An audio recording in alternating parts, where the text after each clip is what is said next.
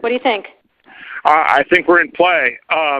The Klitschko piece is obviously the complicated electron here, especially the announcement of him as Deputy Prime Minister. And you've seen some of my notes on the troubles in the marriage right now, so we're trying to get a read really fast on where he is on this stuff. But I think your argument to him, which you'll need to make, I think that's the next phone call we want to set up, is exactly the one you made to Yachts. And I'm glad you sort of put him on the spot on where he fits in this scenario. And I'm very glad he said what he said in response. Good. So I don't think Cleach should go into the government. I don't think it's necessary. I don't think it's a good idea. Yeah, I mean, I guess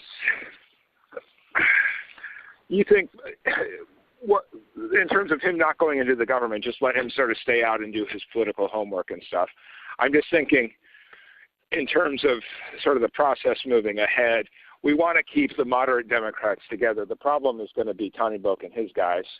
And, I'm sure that's part of what Yanukovych is calculating on all of this. I think Yachts is the guy who's got the economic experience, the governing experience. He's the guy, what he needs is Cleach and Tony Book on the outside. He needs to be talking to them 4 times a week, I just think Cleach going in, he's going to be at that level working for Yatsenyuk. It's just not going to work.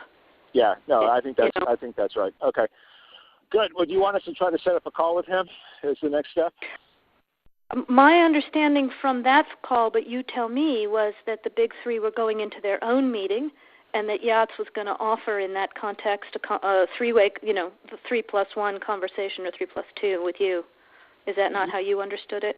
No, I mean, that's what he proposed, but I think just knowing the dynamic that's been with them where Klitschko has been the top dog, he's going to take a while to show up for whatever meeting they've got, and he's probably talking to his guys at this point. So I think you reaching out directly to him helps with the personality management among the three, and it gives you also a chance to move fast on all this stuff and put us behind it before they all sit down and he explains why he doesn't like it.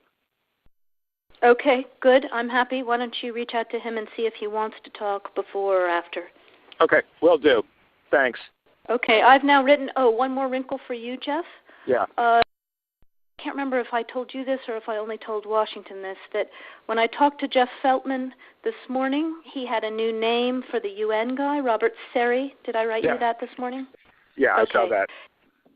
He's now gotten both Seri and Ban Ki-moon to agree that Seri could come in Monday or Tuesday. Okay.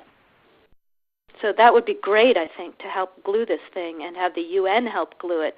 And, fuck the EU. No, exactly. And I think we've got to do something to make it stick together, because you can be pretty sure that if it does start to gain altitude, the Russians will be working behind the scenes to try to torpedo it. And again, the fact that this is out there right now, I'm still trying to figure out in my mind why Yanukovych did that.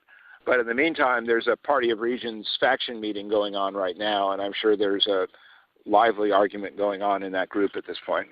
But anyway, we could land jelly side up on this one if we move fast. So let me work on Klitschko, and if you can just keep, I think we want to try to get somebody with an international personality to come out here and help to midwife this thing. And then the other issue is some kind of outreach to Yanukovych, but we probably regroup on that tomorrow as we see how things start to fall into place.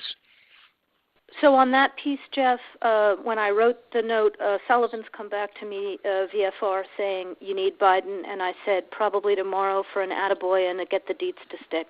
So okay. Biden's willing. Okay, great. All right. Thanks.